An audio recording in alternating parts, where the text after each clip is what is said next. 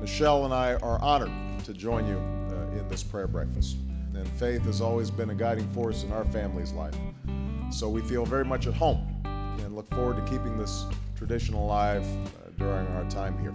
The National Prayer Breakfast dates back to the Eisenhower administration in the formal sense, and basically it's a time for people of all different faiths and backgrounds, both at home and abroad. A lot of world leaders fly in for this to come together and talk about how we can find areas of common interest across lines of division.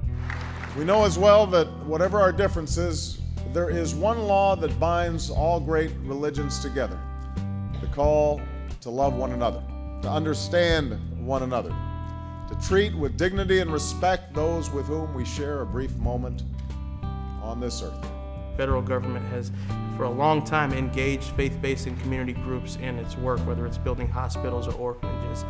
In a more formal way, President Clinton kicked off a lot of this with his charitable choice rule. President Bush expanded it even further by creating the White House Office of Faith-Based and Community Initiatives. So the office that I'll be heading is President Obama's re-envisioning of that office and with his new priorities.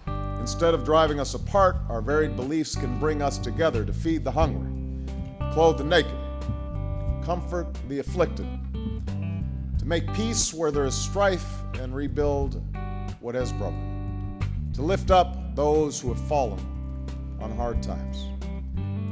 This is not only our call as people of faith, but our duty as citizens of America and our duty as citizens of the world. And it will be the purpose of the White House Office of Faith-Based and Neighborhood Partnerships that I'm announcing later today. The office is the arm of the federal government that seeks to connect the government with local faith-based and secular community organizations to serve people in need, whether it's connecting groups that are training people to do new jobs or figuring out the role of faith-based organizations in combating global climate change. This office creates those partnerships in a way that's responsible, constitutional, and at the bottom line, helps those in need. This work is important because few are closer to what's happening on our streets and in our neighborhoods than these organizations. People trust them, communities rely on them, and we will help them. These are the groups that are at the hearts of communities. In places where there may not be a state or a local government office, there's probably going to be a community organization or a church or a synagogue or a temple or a mosque that you can go to find some refuge and strength in tough times. And we want to empower those groups to work for those in need while making sure that we stay within constitutional boundaries. We come to break bread and to give thanks, but most of all, to seek guidance and to rededicate ourselves to the mission of love and service that lies at the heart of all humanity.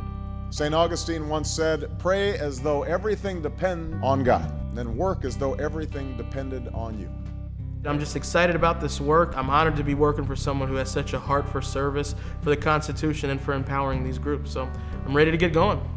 For it is only through common struggle and common effort, as brothers and sisters, that we fulfill our highest purpose as beloved children of God. I ask you to join me in that effort. And I also ask that you pray for myself, for Michelle, for my family, and for the continued perfection of our nation. Thank you so much. God bless you. God bless the United States of America.